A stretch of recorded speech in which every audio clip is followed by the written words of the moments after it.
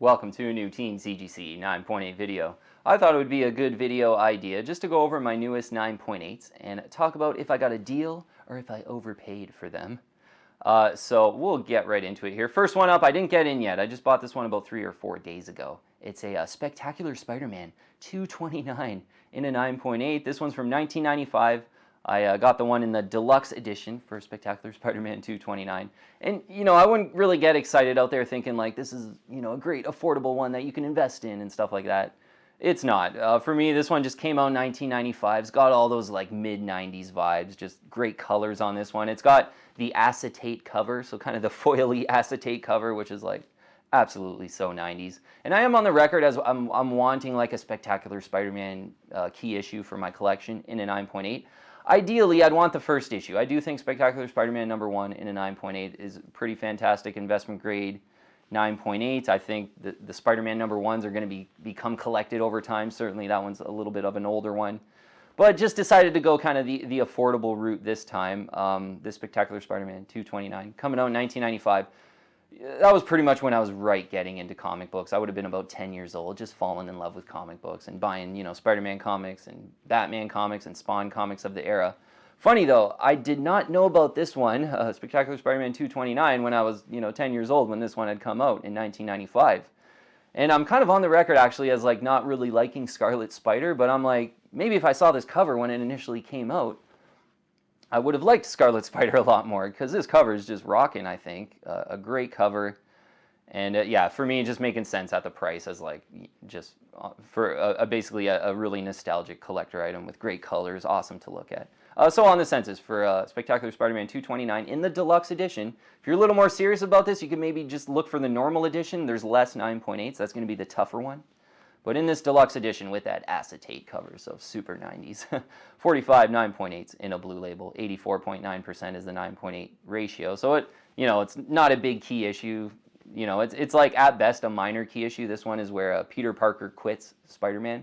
And basically in this one, like I was able to read this one on Marvel Unlimited in the last few days. Mary Jane is pregnant basically, and Peter Parker's like, I have bigger responsibilities now. And he's kind of fighting crime, or he's fighting the Lady Doc Ock with Ben Reilly, Scarlet Spider. And so, yeah, at the end, kind of, this is sort of the Scarlet Spider's coming out as, like, the Spider-Man. And that's kind of how the cover is, like, really focusing on Scarlet Spider. So, in this deluxe edition 9.8, I ended up paying $80.50, which, you know what? It's pretty much an overpay for me in this, like, deluxe edition. I think this is not a key issue that people are hunting. This wasn't a best offer, so I was offering like, I think I offered like 60 something and it was like immediately declined, and then I offered a few in the 70s, immediately declined. So I think anything over 80 he was willing to consider, but you don't really know that. You kind of have to, I had to send I think 3 or 4 offers before one was sort of accepted. Ended up accepting an $80.50 offer. I do think a bit of an overpay. Yeah, this one's not hunted. I think this pops up on an auction, like a fire sale, 6-day auction. It goes for like $55 or something like that. So pretty much an overpay, but you know what? In this kind of price range, when for me, if I can get some nostalgia, if I think I'm going to get a great pride of ownership and love this cover, then, for me, it doesn't really make a difference if I pay 55 or 75 or 80, 50. Like it's all kind of within, a reasonable amount of money to just get a really good feeling and a great pride of ownership on this one. Yeah, just bringing all those mid-90s vibes into my collection. So I'll be looking forward to getting that one in Spectacular Spider-Man 229 in the deluxe edition 9.8. All right, next one I would say is just a little bit more of a great investment grade 9.8. I was able to grab a Batman 442 in the newsstand edition. Pretty tough one to find in a newsstand edition, and this is kind of like a very affordable, not very expensive 9.8 in the direct edition. And I think it makes a lot of sense to kind of go for the more rare newsstand edition in this one. So Batman 442 is the first time Tim Drake gets in the Robin costume. It's not like the first official appearance of Tim Drake as Robin, but first time you see him in the Robin costume. He's on the cover. George Perez cover art as well. This one, newsstand edition, really nice colors on this as well. And I do like the centering on this one where, yeah, you know what, you get a little bit of the back cover, but it's like a straight line on the back cover. And I'd much rather have that little straight line on the back cover and see this part rather than have like half of that curled around to the back cover. So pretty much the centering on this one is almost perfect for a Batman 442, and you know, in the more rare newsstand, it was a bit of a no-brainer for me to kind of snatch at this one. Yeah, I got this one in about a week or two ago. Luckily, 526 9.8s in a blue label of the directs and the newsstands all bunched in there. 47.8% is the 9.8 ratio. And yeah, I mentioned like in the direct, this one's pretty affordable. It's like, you know, $70 to kind of $90 in an auction, maybe up to $100 if it's just looking awesome. But you know what? I'm not liking the eye appeal. Like it says DC Comics in the kind of direct edition right in the sort of white part. It's really noticeable on that cover. So for me, like the barcode just blends in way better and gives this one like a way better eye appeal, on top of it being like the more rare newsstand anyway, which is amazing. So I ended up getting this one. It was from my comic shop. I saw it on eBay, but then I went on their website and kind of bought directly on their website. It was $199.95. And like the shipping ends up being about $20 from my comic shop. They have a good shipping to Canada. So $200 on a newsstand edition of Batman 442 9.8. I think that's a deal. Yeah, that's an absolute deal. This one's a bit of a ghost. I've had like 2 or 3 people. I sort of teased like I bought this one on a recent video, and I had, you know, 2 or 3 people kind of message me saying like, oh man, I was watching that too, and you kind of beat me to it. Like Batman 442 newsstand 9.8 is a ghost pretty much. So I was really happy to just kind of get in there and pull the trigger on this one. I will absolutely enjoy having this one. And yeah, I feel like this one's going to be a good investment grade one over time where, yeah, this is a pretty easy one to find in a top grade 9.8, but not in the newsstand. So I could absolutely see these newsstands really kind of running away from the direct edition prices over time in the super high grade. But over the moon to get a Batman 442 in a newsstand for just a lick under $200 US, all US dollars, the prices. Okay, this one we've touched on a few videos. All new Wolverine #1 in the Marquez variant. Did a kind of a solo video on this one, going down as an overpay. I paid $187.50 in a 9.8, and upon a little more further research, I found a completed sale that was like $91 in December, I think it was. So $187.50, one selling for 90 something in December. That's you know, kind of an absolute overpay, by the book overpay for sure. 77 9.8s in a blue label though, a 1 of 77. So even though a bit of an overpay, I do think this one's undervalued. And then, you know, a 1 of 77 of kind of the new Wolverine and that, you know, Hulk 180, you know, cameo. It's like a homage of the Hulk 180 cameo of Wolverine. So I still absolutely love this one. 73.3% is the 9.8 ratio. And an overpay at $187.50. I think hey, if you can, aim closer to 100 on this one, but I do think it's a little bit undervalued and probably worth it to pay about $150 in a 9.8. But you probably don't want to overpay like I did at $187.50. Okay, next one. Another one I'm just really over the moon for, and certainly an investment grade 9.8 Silver Surfer 44. I did tease this on a recent video. In the newsstand edition, I was able to grab one. Yeah, super lucky on this one. You know, the collector that I had purchased this from, he actually has another one of these in a 9.8.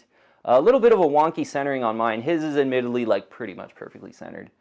And but he had saw this one up for a bit of a steal, and kind of, you know, he knew I wanted this one, and was able to kind of jump on this for a pretty fair price. We'll get into the prices in a moment here.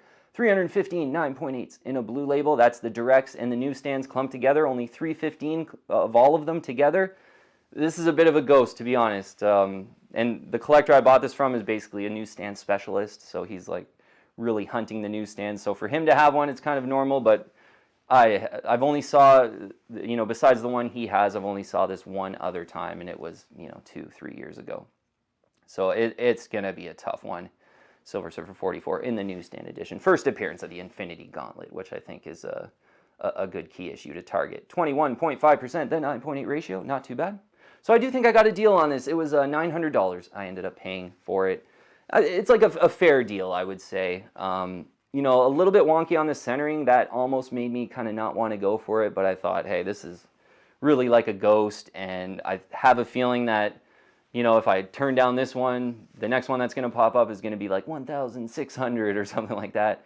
And the collector I'd purchased this one from, his admittedly a little bit nicer centered. He had purchased his, I think it was like 1,400 or 1,500. I can't remember exactly from our conversation, but yeah, his other Silver Surfer 44 newsstand he had paid well into the thousands for. So I think 900 is basically a deal. Sounds kind of expensive for a book like this, but in the newsstand edition, they're just really tough to find. I have a feeling like, yeah, similar story to the Batman book where the newsstand will probably kind of break away over time and really, get up there in value. And this is a 1990 book, so newsstands really became a lower part of the print run during this time. So they're very coveted by collectors as well. So yeah, I was really happy to be able to grab that one for $900.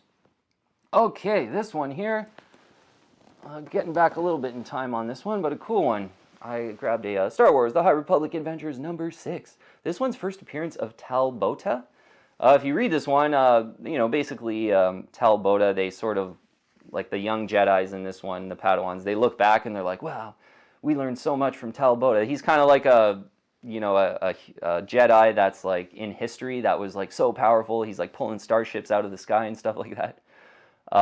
So I thought, hey, like one of the most powerful Jedis ever, probably a decent, first appearance to kind of speculate on. And admittedly, I do think this is pretty speculative. And as a Jedi, he kind of looks like LeBron James is like what I just first came to mind when I saw him. He's like LeBron James, but a Jedi with like a lightsaber, and he's super powerful, pulling out like starships from the sky. So I was, pretty impressed by Tal Bota when I had read this. So I thought, if one pops up, I'd consider it. And there's 53 9.8s in a blue label, 81.5%. This is the first print. There's like a convention edition and a variant edition. The convention edition is kind of the one to get. I've saw that one kind of get up there in price. I think that one went over 200 in a 9.8 if you're a little more serious for this one. But in the first print, cool cover though. So I ended up paying $80 for this one. And you know what? I think it's basically an overpay at $80. It was in Canada, so that was one thing. This is kind of an only 53 of these. It was in Canada, so, $80 US does seem like a lot. I think if you're really patient on an auction on this one, you get it for like 50 or 60 bucks, to be honest. But since it was in Canada, just decided to overpay a little bit and get one for $80. But yeah, first appearance of Tal Bota might be a kind of a decent Star Wars spec that's really affordable still in the 9.8 to consider if you're a Star Wars fan. Okay, last one is a Star Wars The High Republic #1. In the 5th printing, though, I ended up going for in a High Republic Star Wars. Yeah, just really the first printing, just noticing there's a lot of the first print on the census. It's 2,353 9.8s of that first print on the census. This one, there's 116 9.8s. 95.1% is the 9.8 percentage. So the 5th print basically looks the same as the first print, but has the black and white cover, which I really like the eye appeal of kind of the glowing lightsabers on the black and white cover. Better than the first print. I like the eye appeal of this one. So yeah, I just kind of decided to go for it. And I did mention on the video I'd purchased this on, I like the sort of the most I could expect for this book would be that it becomes like sort of like a Darth Vader 3 4th print where, that Darth Vader, I think it's the 4th print, that's become really well collected, and it's like $600 or $700 now. It's even more than the first print, just because it's got a little bit of a different look to the first print, but it's less printed. And I think this one's got a chance to do that. But if not, yeah, I do absolutely like the eye appeal better than the first print, so it's one I'll definitely enjoy having. I paid $69.95 in a buy it now, and it was, when I looked on, now there's 116 9.8s on the census. When I purchased this one, there was 9 on the census. There was almost none, and this seller had 4 of them, I believe, for $69.95 in a buy it now, flat buy it now with good shipping to Canada. So I think that's going to be a fair price. I'm not going to say that's a deal or an overpay. It's going to be like a bang-on fair price. You wait for an auction in this one, maybe you get it for $55, a little bit less. That would be a deal. If you really like this one, maybe you pay up to $80 or $90. That would probably get into a bit of an overpay territory. But $69.95 was kind of worth it for me on this eye-appealing High Republic #1 with all the first appearances in them, kind of, but in the 5th printing. So we'll see how that one works out over time. All right, team. Yeah. So you know what? I haven't been buying too much lately in the 9.8. Certainly, I've purchased more in the last, you know, a few years before this, and it really is. I'm at the point where like all the big key issues I have in a 9.8, so if I'm gonna buy more of them, it's just gonna be adding multiple copies. And so, you know, I'll just, you know, I'll pick away at a few things that I think are really cool. And most of the books I buy nowadays are affordable because, again, I kind of have the big ones in the 9.8 that I want. And then, you know, some of these affordable ones that are just really cool kind of make sense for me. And that ends up being most of the books that I buy nowadays. All right, team, good to update you on my collection, though. Thanks so much for watching. I'll see you on the next one. If you're liking my content, please subscribe and hit that bell, and I'll keep you updated on future videos.